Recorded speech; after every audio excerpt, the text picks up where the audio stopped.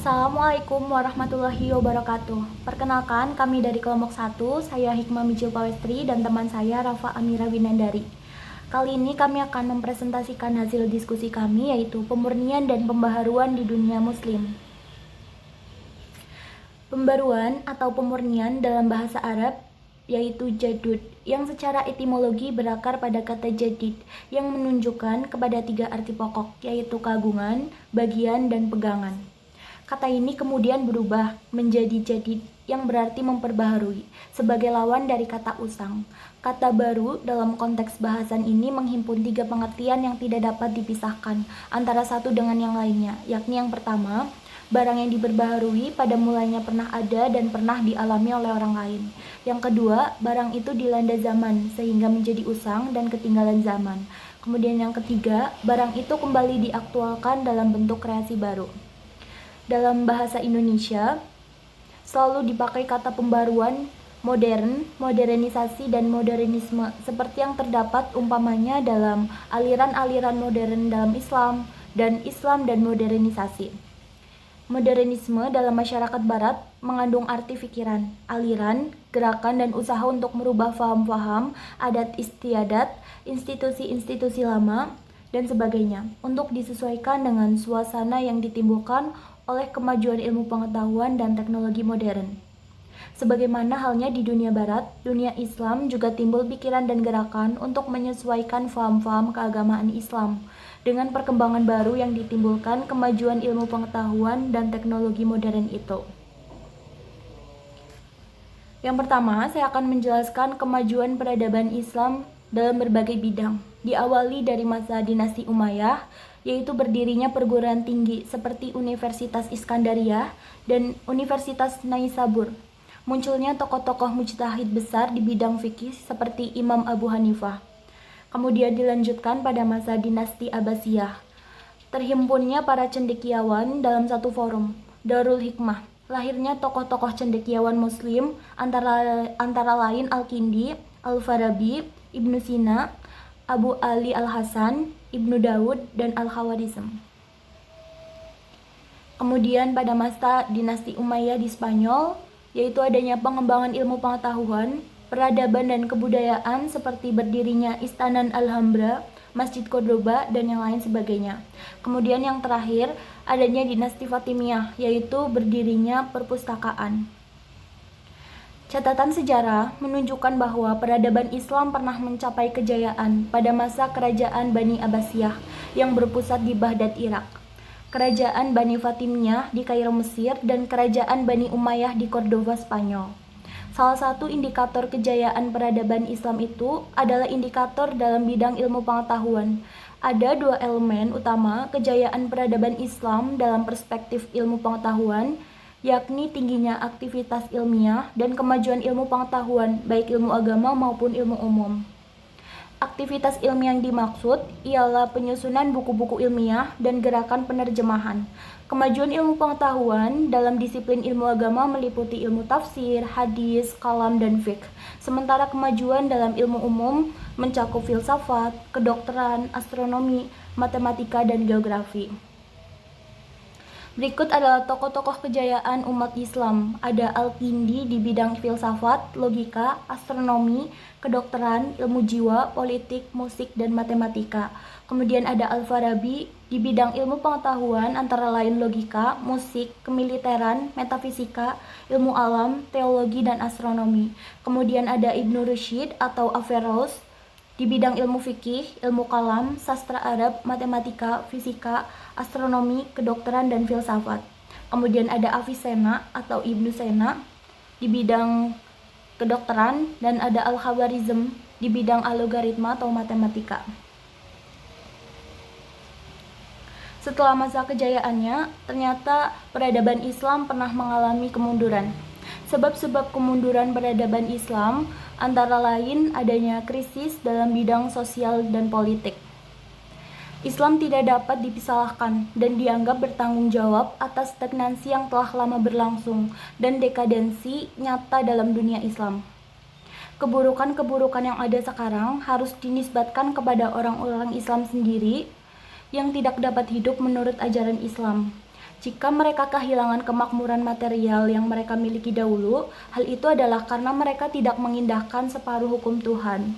Yang kedua, adanya krisis dalam bidang keagamaan. Krisis ini berpangkal dari suatu pendirian sementara ulama jumud yang menyatakan bahwa pintu ijtihad telah tertutup. Menurut pandangan ini, untuk menghadapi berbagai permasalahan kehidupan umat Islam cukup mengikuti pendapat dari para imam mazhab. Pandangan jumud ini mengakibatkan lahirnya sikap memutlakan semua pendapat imam-imam mujtahid. Pengakuan dari para imam mujtahid bahwa pendapatnya tidak lepas dari kemungkinan salah serta melarangnya untuk dipeganginya secara mutlak dapat disimak dari fatwa mereka. Dari zaman keruntuhan dunia Islam, dunia pendidikan pun terkena getahnya juga. Kemerosotan dunia pendidikan Islam antara lain ditandai dengan sepinya kegiatan-kegiatan ilmiah yang merangsang peserta didik untuk melakukan penelitian dan percobaan. Nah, yang terakhir adanya krisis dalam bidang pendidikan dan ilmu pengetahuan. Krisis yang ketiga ini sesungguhnya hanya sekedar akibat dari adanya krisis dalam bidang sosial politik dan bidang keagamaan. Sebagaimana telah dibahas di muka bahwa dengan jatuhnya pusat-pusat kekuasaan Islam baik di belahan barat yang berpusat di Cordova maupun di belahan timur yang berpusat di Baghdad. Ternyata penderitaan yang dialami dunia ilmu pengetahuan adalah sama, baik Nasrani Spanyol maupun tentara Mongol. Mereka sama-sama berperangai barbar dan sama sekali belum dapat menghargai betapa tingginya nilai ilmu pengetahuan. Pusat-pusat ilmu pengetahuan diporak-porandakan dan dibakar sampai habis berkalang tanah.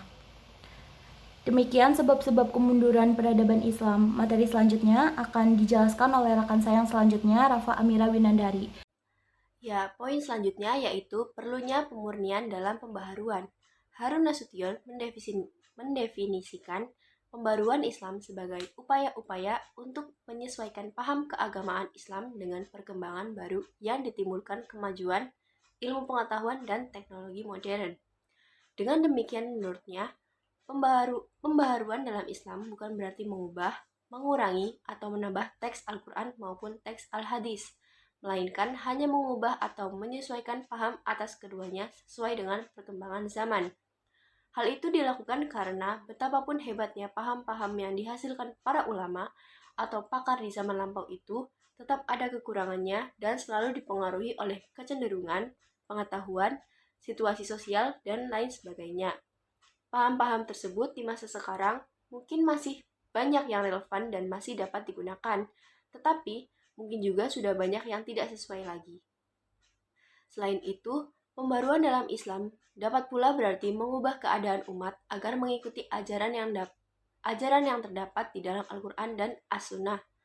Hal ini perlu dilakukan karena terjadi kesenjangan antara yang dikehendaki Al-Quran dan kenyataan yang terjadi di masyarakat.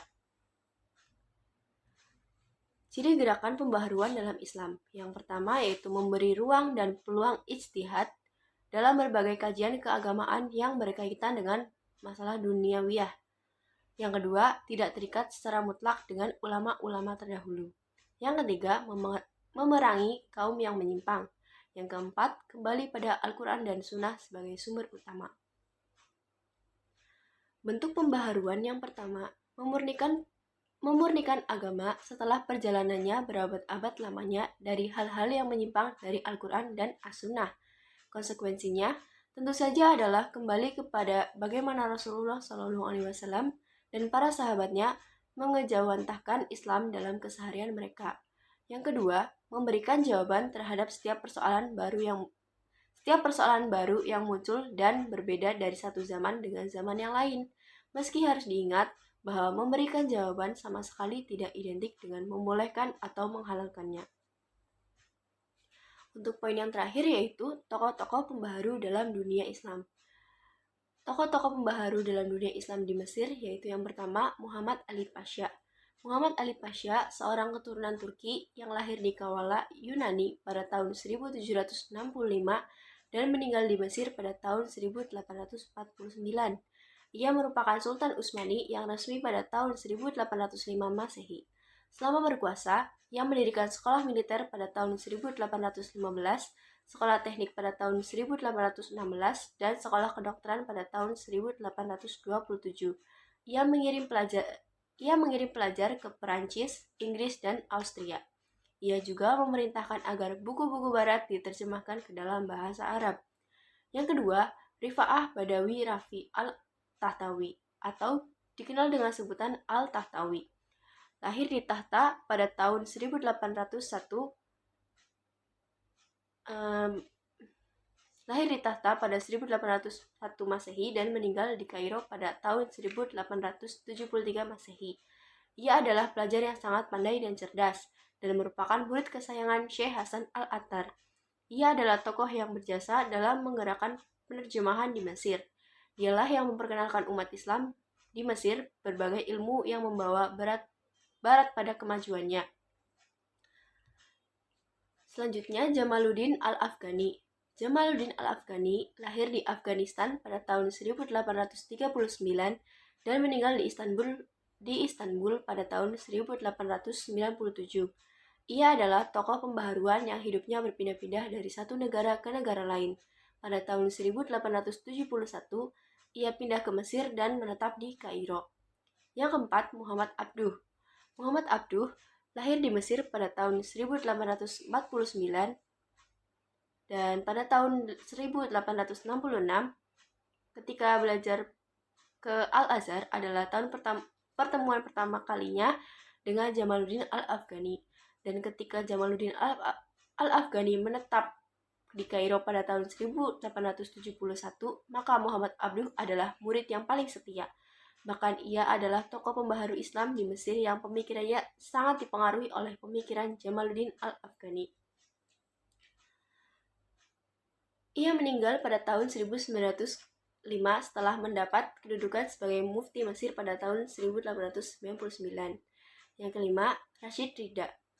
Ia adalah murid Muhammad Abduh, lahir di Kolamun, Lebanon pada tahun 1865. Rashid Ridha masih termasuk keturunan Nabi Muhammad SAW dari jalur Husain bin Ali. Pemikirannya sangat besar dipengaruhi oleh Jamaluddin Al-Afghani dan Muhammad Abduh. Beliau meninggal pada bulan Agustus tahun 1935. Berikutnya tokoh-tokoh pembaharu dalam Islam di Turki. Yang pertama, Sultan Mahmud II. Sultan Mahmud II ia adalah Raja Utsmani yang lahir pada tahun 1785, diangkat menjadi Sultan Utsmani pada tahun 1807 dan meninggal dunia pada tahun 1839. Sultan Mahmud II adalah pelopor pembaharuan dari kaum raja, sebagaimana juga Muhammad Ali Pasha di Mesir. Yang kedua, Mustafa Rashid Pasha. Beliau lahir di Istanbul pada tahun 1800.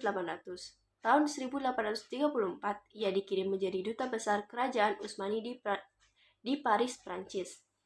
Mustafa Rashid Pasha adalah pemuka Tanzimat, yaitu pembaharuan lanjutan dari usaha-usaha yang telah dilakukan oleh Sultan Mahmud II. Zia Pasha, ia adalah anak pegawai kantor cukai di Istanbul.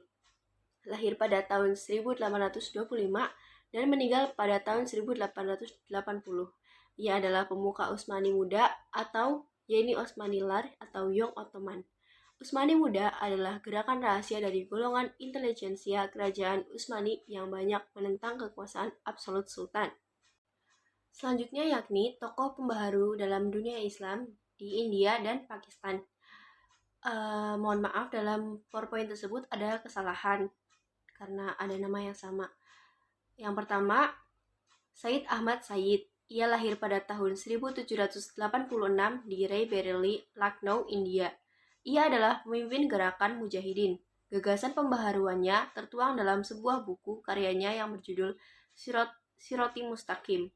Ia meninggal pada tahun 1831 di Balekot dalam sebuah pertempuran dengan pasukan Sikh. Dari situlah gelar nama Syahid beliau dapatkan. Yang kedua, Said Ahmad Khan. Ia lahir di Delhi, India pada tahun 1817. Ia termasuk keturunan Nabi Muhammad SAW dari jalur Husain. Ia adalah cucu daripada Said Hadi, seorang pembesar istana Mughal pada masa pemerintahan Alamgir II pada tahun 1754 hingga 1759 Masehi. Ia adalah tokoh utama dari gerakan Aligarh sebuah gerakan pencerahan yang dimulai dari kampus Universitas Islam Al-Azhar. Yang ketiga, Said Amir Ali, lahir dari keluarga Syiah pada tahun 1849, meninggal pada tahun 1928 dalam usia 79 tahun. Pendidikannya dimulai dari perguruan tinggi Muhsiniyah, Kalkuta, lalu melanjutkan pendidikannya di Inggris pada tahun 1877. Yang keempat, Muhammad Iqbal, lahir pada tahun 1876 di Sialkot, India. Ia belajar di Lahore, kemudian meneruskan ke Inggris pada tahun 1905 di Cambridge University untuk belajar filsafat. Kemudian pindah ke Jerman dan meneruskan studi di Munich mengambil gelar PhD dalam bidang tasawuf. Yang terakhir, Muhammad Ali Jinnah. Ia lahir di Karachi, India pada tahun 1876. Ia belajar di London untuk bidang hukum dan menyelesaikan studinya di sana pada tahun 1896. Ia adalah pemimpin Liga Muslimin yang sangat berpengaruh di India. Sekian dari kami. Wassalamualaikum warahmatullahi wabarakatuh. Terima kasih.